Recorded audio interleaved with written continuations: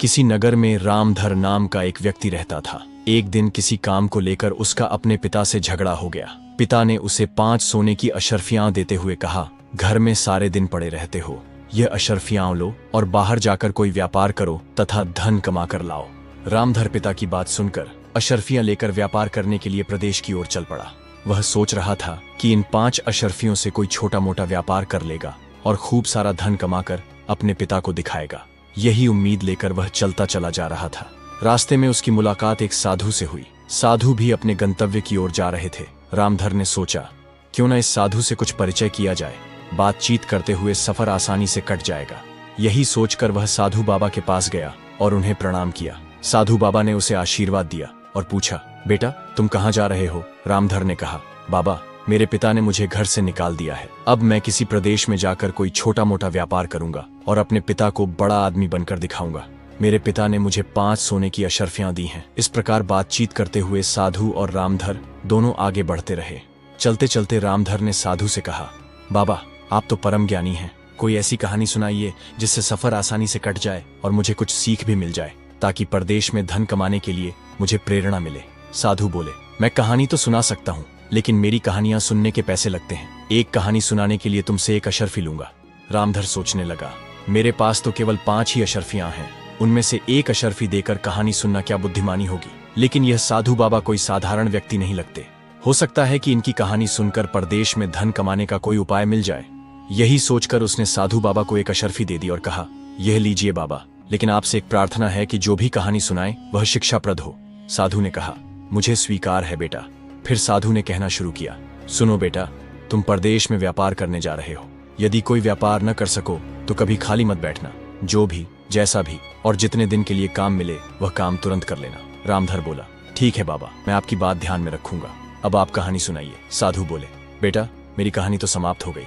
रामधर बोला, अरे बाबा ये कैसी कहानी थी, आपने तो केवल उपदेश ही दिया है, कहानी तो अब तक सुनाई ही नहीं। इस पर साधु बोले, बेटा यदि मेरे इस उपदेश को याद रखोगे तो हमेशा फायदे में रहोगे। चलो अब मैं तुम्हें दूसरी कहानी सुनाता हूँ, इसके लिए 1 अशर्फी और निकालो। कुछ सोचकर रामधर ने फिर 1 अशर्फी साधु के हाथ में रख दी और कहा, बाबा दूसरी कहानी सुनाइए। साधु बोले, सुनो बेटा, कभी किसी दूसरे के हक पर छल कपट या प्रपंच से अधिकार मत करना। दूसरे की वस्तु को मिट्टी के समान समझना और अपनी नीयत कभी खराब मत करना। इतना कहकर साधु चुप हो गए। रामधर बोला, अच्छा बाबा। फिर साधु बोले, बस समाप्त हो गई कहानी। रामधर बोला, लेकिन बाबा आपने इस बार भी उपदेश ही दिया है। खैर कोई बात नहीं, अब आप मुझे केवल उपदेश ही सुनाइए। कुछ सोचकर रामधर ने 1 अशर्फी साधु को और दी और कहा, बता दीजिए बाबा, अगला उपदेश क्या है?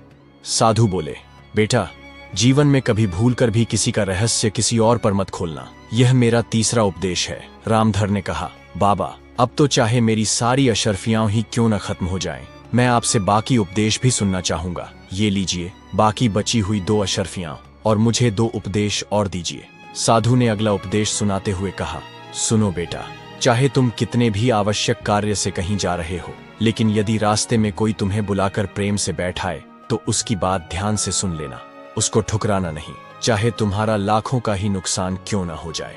फिर साधु ने आखिरी उपदेश दिया, जीवन में कभी किसी दुराचारी स्त्री पर विश्वास मत करना, उसके दिल और दिमाग का कोई ठिकाना नहीं होता, वह अपने स्वार्थ की पूर्ति के लिए किसी भी हद तक जा सकती है। इतनी बातचीत के बाद वे दोनों काफी दूर निकल आए थे। तब साधु ने कहा, अच्छा बेटा, अब मेरा आश्रम आ गया है, मैं चलता हूँ। रामधर बोला, ठीक है बाबा, मैं आपकी बातों को हमेशा ध्यान में रखूंगा। इसके बाद साधु अपने आश्रम में चला गया। रामधर सोचने लगा, साधु की कही हुई बातें अवश्य ही उपयोगी सिद्ध होंगी, परंतु साधु बाबा मुझे ये उपदेश बिना कोई पैसा लिए भी बता सकते थे। आखिर इन उपदेशों के लिए पैसों की क्या आवश्यकता थी? खैर, यह प्रश्न मैं वापस लौटते समय साधु बाबा से अवश्य पूछूंगा। यही सब सोचता हुआ रामधर आगे की ओर बढ़ने लगा। चलते चलते वह एक नगर में पहुंचा। अब उसके पास धन तो बचा नहीं था, इसलिए वह कोई व्यापार भी नहीं कर सकता था। वह नौकरी की तलाश में लोगों से पूछताछ करने लगा। वहां उसे सदन नाम का एक आदमी मिला। सदन ने कहा, सुनो भाई, मेरा नाम सदन है और मैं यहाँ के महाराज भानु प्रताप के यहाँ नौकर हूँ। मेरा काम घोड़ों की देखभाल करना है। मैं मिथिलापुर का रहने वाला हूँ और मेरी माँ बहुत बीमार है, इसलिए मुझे 1 माह की छुट्टी चाहिए ताकि मैं अपनी माँ को देखने जा सकूं। लेकिन महाराज ने मुझे इस शर्त पर छुट्टी दी है कि मैं अपने स्थान पर 1 माह के लिए कोई और आदमी रख दूं। यदि तुम तैयार हो तो अभी मेरे साथ महाराज के पास चलो। रामधर बोला, भाई मैं तो बिल्कुल तैयार हूँ, मुझे तो नौकरी की ही तलाश है, चलो मैं तुम्हारे साथ चलता हूँ। जल्दी ही सदन रामधर को लेकर राजमहल पहुंचा। वहां के राजा भानु प्रताप बड़े पराक्रमी और दानी राजा थे। उनकी एक बेटी थी जिसका नाम संगीता था। संगीता बहुत ही सुंदर युवती थी और राजा उसे अपने प्राणों से भी अधिक प्यार करते थे। इसके अलावा राजा भानु प्रताप को घुड़सवारी का बड़ा शौक था। उन्होंने दुनिया भर से अच्छे नस्ल के कई सुंदर और स्वस्थ घोड़े पाल रखे थे। उनकी देखभाल के लिए बहुत से अनुभवी साइस रखे गए थे। दोस्तों, मैं आपको बता दूं, साइस घोड़े की देखभाल करने वाले नौकर को कहते हैं। उन्हीं नौकरों में से एक था सदन। सदन रामधर को लेकर राज दरबार में पहुंचा और महाराज से कहने लगा, महाराज, इसका नाम रामधर है, मैं अपने स्थान पर इसे रखने की अनुमति लेने आया हूं। महाराज ने कहा, इसमें अनुमति की आवश्यकता नहीं है। यदि यह आदमी तुम्हें भरोसेमंद लगता है तो इसे ले जाकर सारा काम समझा दो और अपने घर चले जाओ। लेकिन ध्यान रहे, अगर हमारे प्रिय घोड़ों की देखभाल में जरा भी लापरवाही हुई या उन्हें कोई कष्ट हुआ तो उसका दंड इसे नहीं बल्कि तुम्हें भुगतना होगा। सदन बोला, ठीक है महाराज, आप चिंता न करें, मैं इसे सब कुछ समझा दूंगा। सदन महाराज की अनुमति लेकर रामधर को सीधा शाही अस्तबल में ले गया, जहां बहुत से घोड़े बंधे हुए थे। वहां सदन ने कहा, सुनो रामधर, ये 7 घोड़े तुम्हारे अधीन रहेंगे। तुम्हें इन घोड़ों की देखभाल करनी है, इन्हें खिलाना पिलाना मालिश करना, यही आज से तुम्हारा काम है। रामधर बोला, मित्र, मैं समझ गया, तुम निश्चिंत रहो। फिर सदन उसे अस्तबल में बने एक कमरे में ले गया और बोला, ये मेरा कमरा है, जब तक मैं न लौटूं तब तक यह तुम्हारा रहेगा। अब जाओ और अपने काम में जुट जाओ। इसके बाद सदन कुछ आवश्यक सामान लेकर अपने गांव की ओर चल पड़ा, जहां उसकी बीमार मां उसका इंतजार कर रही थी। इधर रामधर अपने काम में लग गया। वह रोज घोड़ों की मालिश करने के बाद उन्हें पास के तालाब में ले जाकर नहलाता और फिर अस्तबल में बांध देता। उसके बाद अन्य साइसों के साथ घोड़ों के खाने के लिए चना लेने चक्की घर पहुंचता। प्रत्येक साइस को 20-20 शेर चना मिला करता था। दोस्तों, मैं आपको बता दूं, पहले के जमाने में चीजों को शेर से नापा जाता था। शेर पुराने समय में एक वजन नापने की इकाई होती थी। एक शेर लगभग 933 ग्राम से 1 किलो तक माना जाता था। इस हिसाब से उन साइसों को रोज 19 से 20 किलो चना मिलता था। रामधर ने भी चने की पोटली बांधी और अपने अस्तबल में जाकर उन्हें पानी में भिगोकर कूटने के बाद 7 घोड़ों के आगे डाल दिया। काम पूरा करने के बाद उसने सोचा, क्यों न कुछ देर के लिए बाकी साइसों के साथ गपशप कर ली जाए। यही सोचकर वह उस बड़े कमरे में पहुंचा जहां अन्य साइज मौज मस्ती कर रहे थे। रामधर ने देखा कि वे सभी शराब पी रहे थे। वह बोला, अरे भाई, आप लोग बिना काम पूरा किए ही नशे में लगे हुए हो। इस पर वे लोग बोले, अरे नहीं भाई, भला किसमें इतनी हिम्मत है कि काम अधूरा छोड़कर नशा करें, हम तो घोड़ों की खुराक डाल चुके हैं। तभी रामधर बोला, लेकिन आपके पास तो अभी भी बहुत सारा चना कूटने के लिए पड़ा है। इस पर साइस हंसकर बोले, अरे भाई, ये चना कूटने के लिए नहीं है बल्कि बाजार में बेचने के लिए रखा है। जितना चना घोड़ों को खिलाना था वह तो हम पहले ही कूट कर खिला चुके हैं। रामधर ने आश्चर्य से पूछा, क्या मतलब? मैं समझा नहीं। साइस बोले, अरे भाई, तुम नए हो इसलिए नहीं जानते। सुनो, हमें रोज 20 शेर चना घोड़ों को खिलाने के लिए मिलता है। उसमें से हम सिर्फ 5 शेर चना कूट कर घोड़ों को खिला देते हैं और बाकी 15 शेर चना बाजार में बेचकर नशे पत्ते का इंतजाम करते हैं। उनकी बातें सुनकर रामधर की आंखें आश्चर्य से फैल गईं। वह बोला, लेकिन यह तो महाराज के साथ धोखा है। साइस हंसते हुए बोले, यार, धोखा हो या बेईमानी, पेट भरने के लिए यह सब करना ही पड़ता है। और सुनो, क्योंकि तुम्हें यहाँ सदन ने रखा है इसलिए तुम्हें सच्चाई बता दी। लेकिन ध्यान रहे, इस बात का किसी और को कानो कान भी पता नहीं चलना चाहिए, वरना तुम्हारी लाश का भी पता नहीं लगने देंगे। उनकी बातें सुनकर रामधर चुपचाप अपने कमरे में लौट गया और जाकर अपनी चारपाई पर बैठ गया। उसके मन में तरह तरह के विचार आने लगे। वह सोचने लगा कि कल से मैं भी इसी तरह से बेईमानी से काम करूंगा और काफी रुपए बचाकर अपना कोई व्यापार शुरू कर दूंगा। लेकिन तभी साधु बाबा के कहे हुए शब्द उसके कानों में गूंजने लगे कि बेटा, किसी दूसरे के हक पर छल प्रपंच या कपट से अपना अधिकार मत करना। दूसरे की वस्तु को मिट्टी के बराबर ही समझना और उसके ऊपर अपनी नीयत खराब मत करना। यह सोचकर वह बोला, नहीं नहीं, मैं ऐसा नहीं कर सकता। अगले दिन से रामधर अपने कर्तव्यों का पालन पूरी मुस्तैदी और ईमानदारी से करने लगा। उसकी अच्छी देखभाल से 7 घोड़े एक ही माह के भीतर अस्तबल के सबसे तंदुरुस्त और फुर्तीले घोड़े बन गए। एक दिन दरबार में राजा ने अपने मंत्री से कहा, मंत्री जी, बहुत दिन हो गए, मैंने अपने प्रिय घोड़ों को नहीं देखा। आप साइसों से कह दीजिए कि वे सब अपने अपने घोड़ों को लेकर शाही मैदान में आ जाएं। मैं कल ही अपने घोड़ों को देखना चाहता हूँ। अगले दिन सुबह रामधर सहित सभी साइस अपने अपने घोड़ों को नहला धुलाकर शाही मैदान में पहुंचे और महाराज सभी घोड़ों का निरीक्षण करने लगे। महाराज ने देखा कि उनके लगभग सभी घोड़े बिल्कुल ही सुस्त और मरियल हो गए थे। यह देखकर उन्हें बड़ा ही क्रोध आया। उन्होंने मंत्री से कहा, मंत्री जी, हमारे सारे घोड़े तो पहले अत्यंत स्वस्थ और ताकतवर थे, ये इतने मरियल और बीमार कैसे हो गए? मंत्री बोला, महाराज, मुझे लगता है कि सभी साइसों ने इनकी देखभाल ठीक से नहीं की। आगे बढ़ते हुए राजा जब रामधर के समीप पहुंचे तो देखा कि जिन घोड़ों की देखभाल रामधर कर रहा था वे बड़े तंदुरुस्त और सुंदर थे। उन्हें देखकर महाराज की आंखों में चमक आ गई और वे बोले, शाबाश, यह हुई ना बात। उन्होंने रामधर से कहा, रामधर, तुम कल राजमहल में आना, मुझे तुमसे कुछ बात करनी है। राजा का आदेश पाकर अगले दिन रामधर महाराज के सामने हाजिर हुआ। राजा ने कहा, रामधर, तुम वही हो ना जिसे सदन ने रखवाया था? रामधर बोला, हाँ महाराज, मैं वही हूँ। राजा बोले, रामधर, हम तुम्हारी सेवा और ईमानदारी से बहुत प्रसन्न हैं। हमने तुम्हें यहाँ पर यह जानने के लिए बुलाया है कि केवल तुम्हारे ही घोड़े तंदुरुस्त और सुंदर क्यों हैं, बाकी साइसों के क्यों नहीं, जबकि सबको एक जैसा भोजन दिया जाता है और सभी की एक जैसी देखरेख होती है। कुछ सोचकर रामधर बोला, महाराज, आपके प्रश्न का उत्तर मैं तभी दे सकता हूँ जब बाकी सभी साइज यहाँ मौजूद हों।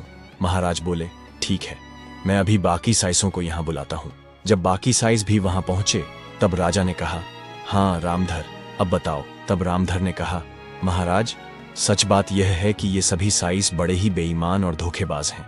और बोला, आपकी आज्ञा के अनुसार घोड़ों को प्रतिदिन 20 शेर चना खिलाया जाना चाहिए, पर ये लोग केवल 5 शेर ही खिलाते हैं और बाकी शेष चना बाजार में बेच देते हैं। लेकिन मैंने ऐसा नहीं किया, मैं रोज 20 शेर चना ही घोड़ों को खिलाता था, इसलिए मेरे घोड़े अत्यंत तंदुरुस्त और बलशाली हैं। यह सुनते ही महाराज क्रोध से तमतमा उठे और शेष साइसों पर गरज कर बोले, क्यों रे धोखेबाजो, क्या यह बात सच है? जवाब दो, वरना अभी तुम्हारे सिर धड़ से अलग कर दिए जाएंगे। सभी साइज डर के मारे कांपने लगे और गिड़गिड़ा कर बोले, क्षमा करें महाराज, हमसे गलती हो गई, हम आपको विश्वास दिलाते हैं अब फिर ऐसी भूल नहीं होगी। तब रामधर ने भी राजा से निवेदन किया, महाराज, मेरी भी प्रार्थना है कि इस बार इन्हें क्षमा कर दीजिए। रामधर की बात मानकर राजा ने कहा, अच्छा, इस बार हम इन्हें छोड़ते हैं, पर आज से तुम्हें शाही अस्तबल का मुख्य निरीक्षक नियुक्त किया जाता है। तुम्हारा काम इन सब की हरकतों पर निगरानी रखना होगा। तुम्हारी पगार 500 सोने की अशर्फियां होगी, साथ ही भोजन और रहने की व्यवस्था भी। यदि अब किसी ने मुट्ठी भर चना भी गायब किया तो तुरंत मुझे सूचित करना, मैं उसे जीवन भर के लिए कारागार में सड़ा दूंगा। फिर राजा ने अपनी उंगली से एक हीरे की अंगूठी उतारी और रामधर को देते हुए बोले, इसे इनाम स्वरूप स्वीकार करो। इसे पहरेदारों को दिखाकर तुम बिना रोक टोक राजमहल में मुझसे मिल सकते हो। महल से बाहर आकर रामधर ने साइसों से कहा, सुनो भाइयों, इस बार मैंने तुम्हें बचा लिया है, लेकिन यदि फिर कोई गड़बड़ी हुई तो दंड कठोर होगा। सभी ने एक स्वर में कहा, नहीं सरकार, अब कोई गड़बड़ी नहीं होगी। उस दिन के बाद अस्तबल में कोई बेईमानी नहीं हुई और सब ईमानदारी से काम में लग गए। परिणाम स्वरूप शीघ्र ही सारे घोड़े फिर से स्वस्थ और तंदुरुस्त दिखने लगे। यह देखकर राजा अत्यंत प्रसन्न हुए। कुछ दिनों बाद सदन भी अपने गांव से लौट आया। उसने घोड़ों की बेहतरीन हालत देखकर आश्चर्य किया। जब उसे रामधर दिखाई नहीं दिया तो अन्य साइसों ने पूरी कथा सुना दी, कैसे रामधर ने उनकी बेईमानी पकड़ ली और अब मुख्य निरीक्षक बन चुका है। सदन मन ही मन बोला, अब जब मैं लौट आया हूँ, रामधर को अवश्य सबक सिखाऊंगा। वह अपने वही पुराने कमरे में पहुंचा जिसे जाते समय रामधर को उसने सौंपा था। कमरे की हालत बहुत अच्छी थी। वह आराम से बिस्तर पर लेट गया और रामधर के आने की प्रतीक्षा करने लगा। कुछ देर बाद जब रामधर कमरे में आया तो सदन को देखकर प्रसन्न होकर बोला, कहो मित्र, कब आए? सदन बोला कि बस अभी कुछ देर पहले ही आया हूँ। इसके बाद दोनों आपस में बातें करने लगे। फिर रामधर ने उसे सब कुछ कह सुनाया जो इस बीच घटित हुआ था, जिसे सदन पहले ही अपने साथियों से सुन चुका था। इसके बाद दोनों भोजन करने के बाद अपने अपने बिस्तरों पर लेट गए। सदन का तन मन ईर्ष्या और क्रोध से जल रहा था। उसे नींद नहीं आ रही थी। वह मन ही मन रामधर को सबक सिखाने के बारे में सोच रहा था। उस रात आकाश में काले बादल छाए हुए थे और रुक रुक कर बारिश हो रही थी। बिजली कड़क रही थी। इधर राजमहल में राजकुमारी संगीता की आंखों में नींद का नामो निशान तक नहीं था। वह अपने कमरे में एक जगह से दूसरी जगह टहल रही थी कि तभी उसने अपने कमरे के फर्श पर एक लकड़ी का तख्ता एक तरफ हटाया। यह उसके कमरे में एक गुप्त रास्ता था। वह तुरंत उस गुप्त रास्ते की सीढ़ियों से नीचे उतरने लगी। उधर अचानक ही जोरों से बिजली कड़कने की आवाज सुनकर रामधर की नींद टूट गई। वह उठ गया और सोचने लगा कि मौसम बहुत खराब हो गया है। कहीं साइसों ने घोड़ों को खुले में तो नहीं बांध रखा हो, बाहर चलकर देख लेना चाहिए। ये सोचकर वह उठा और अस्तबल की तरफ चल दिया। रामधर अपने कमरे से निकलकर अभी बाहर ही गया था कि अचानक कमरे के बीचों बीच फर्श पर एक लकड़ी का तख्ता एक तरफ हटा और उसमें से राजकुमारी संगीता बाहर आई। असल में यह उस गुप्त रास्ते का दूसरा हिस्सा था जो राजकुमारी के कमरे से होते हुए सदन के कमरे तक खुलता था। उस गुप्त रास्ते से राजकुमारी आई और सदन को उठाने लगी। सदन घबराकर उठ बैठा और बोला, राजकुमारी, तुम इस समय जल्दी लौट जाओ, यहाँ पर रामधर है। परंतु तभी उसने देखा कि रामधर वहां नहीं था। सदन बोला, न जाने यह रामधर कहाँ चला गया। राजकुमारी बोली, कौन रामधर? तब सदन ने राजकुमारी को रामधर के बारे में सब कुछ बता दिया। असल बात यह थी कि सदन और राजकुमारी संगीता का प्रेम प्रसंग चल रहा था, जिसके बारे में किसी और को कोई सूचना नहीं थी। राजकुमारी ने कहा, सदन, तुम चिंता मत करो, मेरे रहते तुम्हें कोई नुकसान नहीं पहुंचा सकता। तुम कल सुबह ही देखना मैं उसे कैसे मजा चखाती हूँ। इधर जब रामधर अपने घोड़ों का निरीक्षण करके वापस लौटा तो कमरे के भीतर से आती हुई आवाजें सुनकर वह हैरान हो गया। वह कमरे के बाहर ही खड़ा होकर सोचने लगा कि इतनी रात को सदन किस स्त्री से बातें कर रहा है। दरवाजा बंद था, इसलिए रामधर ने सावधानी से खिड़की से भीतर झांका। राजकुमारी को देखकर वह स्तब्ध रह गया। वह मन ही मन सोचने लगा, हे भगवान, यह मैं क्या देख रहा हूं। राजकुमारी संगीता इतनी रात को सदन के साथ, मुझे इसी समय जाकर महाराज को यह खबर देनी चाहिए। सदन तो महाराज की इज्जत मिट्टी में मिलाना चाहता है, लेकिन तभी उसके कानों में साधु बाबा की तीसरी बात गूंज उठी, बेटा, अपने जीवन में कभी किसी का रहस्य किसी अन्य पर मत खोलना, वरना स्वयं ही मुसीबत में फंस जाओगे।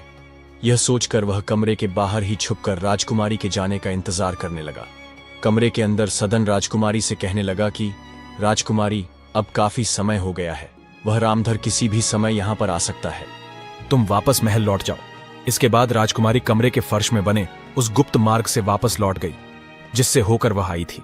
राजकुमारी के जाने के बाद सदन ने धीरे से दरवाजे की कुंडी खोल दी और चुपचाप अपने पलंग पर जाकर लेट गया। इधर जब रामधर ने काफी देर इंतजार करने के बाद भी राजकुमारी को कमरे से बाहर निकलते नहीं देखा तो उसने खिड़की से भीतर झांका, लेकिन राजकुमारी को भीतर न देखकर और सदन को आराम से पलंग पर लेटा देखकर वह फिर से हैरान हो गया। कुछ सोचकर उसने धीरे से दरवाजा खोला। हल्का सा धक्का देते ही दरवाजा खुल गया। वह मन ही मन सोचने लगा, आश्चर्य है, दरवाजा भी खुला है, यह सब क्या चक्कर है।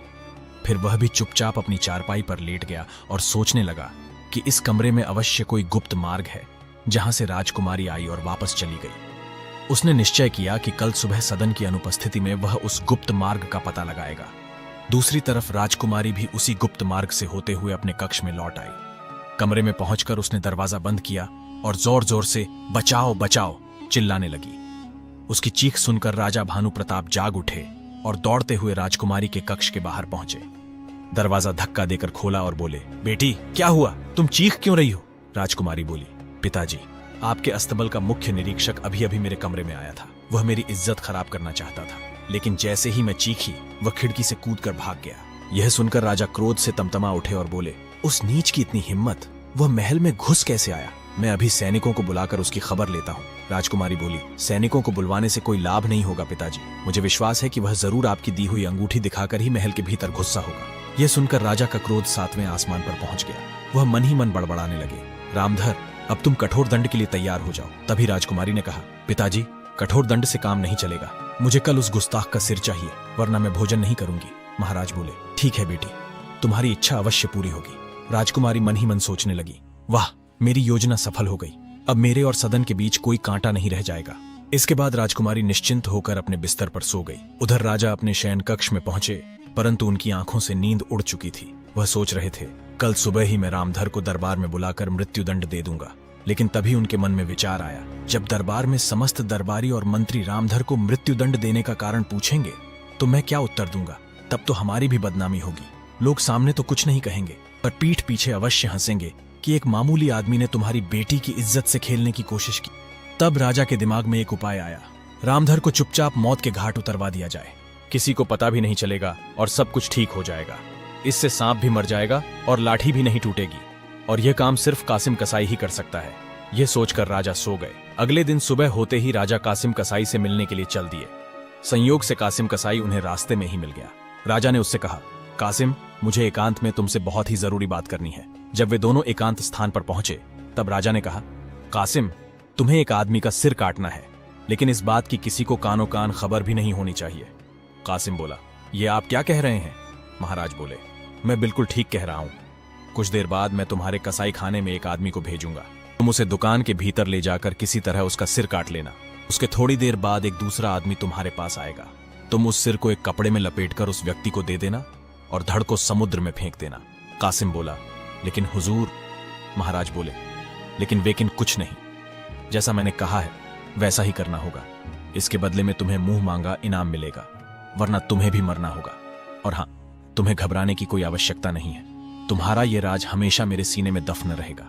अब तुम अपने कसाई खाने में जाओ और उस व्यक्ति के आने का इंतजार करो। कासिम बोला, ठीक है महाराज। यह कहकर कासिम अपने कसाई खाने में चला जाता है और महाराज अपने महल की ओर लौट जाते हैं। राजमहल में पहुंचकर महाराज ने रामधर को बुलावा भेजा। रामधर जैसे ही महाराज के सामने उपस्थित हुआ, वैसे ही महाराज बोले, आओ रामधर, क्योंकि तुम मेरे सबसे विश्वासपात्र व्यक्ति हो, इसलिए मैं तुमसे एक विशेष काम लेना चाहता हूं और मुझे विश्वास है कि वह केवल तुम ही आसानी से कर सकते हो। रामधर बोला, बताइए महाराज, मेरे लिए क्या हुक्म है? मैं आपके लिए कुछ भी करने को तैयार हूं। महाराज बोले, मुझे तुमसे यही उम्मीद थी। तुम इसी समय कासिम कसाई के कसाई खाने चले जाओ और उससे कहना कि मैंने तुम्हें भेजा है। फिर वह तुम्हें जो भी चीज दे उसे मुंह तक पहुंचा देना, लेकिन ध्यान रहे इस बात का किसी को पता नहीं चलना चाहिए। रामधर बोला, ठीक है महाराज, आप निश्चिंत रहें। राजा का आदेश पाकर रामधर कासिम कसाई के कसाई खाने की ओर चल पड़ा। अभी वह कुछ दूर पहुंचा ही था कि उसे एक पेड़ के नीचे कुछ साधु बैठे दिखाई दिए। वे आपस में धर्म के बारे में चर्चा कर रहे थे। रामधर उनके समीप जाकर खड़ा हो गया। तभी एक साधु ने कहा, बेटा खड़े क्यों हो? हमारे पास बैठ जाओ और कुछ देर तक धर्म चर्चा का आनंद लो। रामधर बोला, क्षमा करें बाबा, मैं किसी जरूरी काम से जा रहा हूं, इसलिए रुक नहीं सकता। जैसे ही उसने आगे कदम बढ़ाया, उसके कानों में साधु बाबा की कही चौथी बात गूंज उठी, बेटा तुम कभी किसी आवश्यक काम से ही क्यों ना जा रहे हो? यदि मार्ग में कोई प्रेम से बोले तो बैठकर उसकी बात अवश्य सुन लेना, उसकी बात ठुकराना नहीं, चाहे तुम्हारा लाखों का ही नुकसान क्यों ना हो रहा हो। ये विचार आते ही रामधर उन साधुओं के बीच बैठ गया और उनके द्वारा की जाने वाली धर्म चर्चा को सुनने लगा। इधर सदन सोचने लगा कि रामधर को राजा ने सुबह सुबह ही राजमहल में क्यों बुलाया है और वह अभी तक वापस क्यों नहीं लौटा। यही जानने के लिए सदन राजमहल की ओर जाने लगा। तभी अपने कक्ष की खिड़की पर खड़े हुए राजा की दृष्टि सदन पर पड़ी। राजा सोचने लगा, क्यों ना इस सदन को ही कासिम कसाई के पास रामधर का सिर लाने के लिए भेज दूं। यह मूर्ख है, इसलिए कासिम से रामधर का सिर लाने में ज्यादा पूछताछ भी नहीं करेगा। राजा ने एक सैनिक को भेजकर सदन को बुलाया। सदन के आते ही महाराज ने कहा, सुनो सदन, तुम इसी समय कासिम कसाई के कसाई खाने में चले जाओ। उससे कहना कि मैंने तुम्हें भेजा है। वह तुम्हें जो भी सामान दे उसे तुम चुपचाप मेरे पास ले आना, लेकिन सावधान, उस सामान को खोलकर देखने की गुस्ताखी मत करना। सदन बोला, जी महाराज, जैसी आपकी आज्ञा। सदन कुछ ही देर में कासिम कसाई के कसाई खाने में जा पहुंचा, जबकि रामधर अभी भी साधुओं के बीच बैठा धर्म चर्चा सुन रहा था। कसाई खाने में पहुंचकर सदन ने कासिम कसाई से कहा, मुझे महाराज ने भेजा है और उन्होंने कोई चीज मंगवाई है। कासिम ने कहा, तुम अंदर चलो, मैं अभी आता हूं। सदन को कुछ मालूम नहीं था कि कासिम ने उसे भीतर जाने के लिए क्यों कहा है। वह चुपचाप कमरे के भीतर चला गया। पीछे से कासिम भी अंदर आया और दरवाजा बंद करते हुए बोला, तुम्हारे पीछे जो अलमारी है उसमें रखी पोटली उठा लो। सदन जैसे ही पीछे की अलमारी की ओर पलटा, कासिम कसाई ने तलवार के तेज वार से सदन का सिर काट दिया। जल्दी जल्दी उसका सिर एक पोटली में बंद कर दिया और धड़ को तहखाने में छिपा दिया। फिर हाथ मुंह धोकर अपनी दुकान पर लौट आया और अगले आदमी के आने का इंतजार करने लगा। उधर रामधर बड़े ही आनंद से साधुओं की धर्म चर्चा सुन रहा था। जब काफी देर बाद चर्चा समाप्त हुई तो साधु अपने अपने स्थान को लौट गए। तब रामधर को याद आया कि उसे भी महाराज का काम करने के लिए कासिम कसाई के यहां जाना था। रामधर ने सोचा, अरे बाप रे, महाराज ने मुझे कासिम कसाई की दुकान से कोई सामान लाने को कहा था। जब वह कासिम के पास पहुंचा तो बोला, मुझे महाराज ने भेजा है, उनके लिए जो भी सामान हो वह मुझे दे दीजिए। ठीक है, कहकर कासिम ने उसे एक पोटली थमा दी और कहा, इसे महाराज को ही देना, इसे खोलना मत, वरना महाराज तुम्हें फांसी पर चढ़ा देंगे। यह वही पोटली थी जिसमें सदन का सिर रखा हुआ था। रामधर वह पोटली लेकर महाराज के सामने पहुंचा।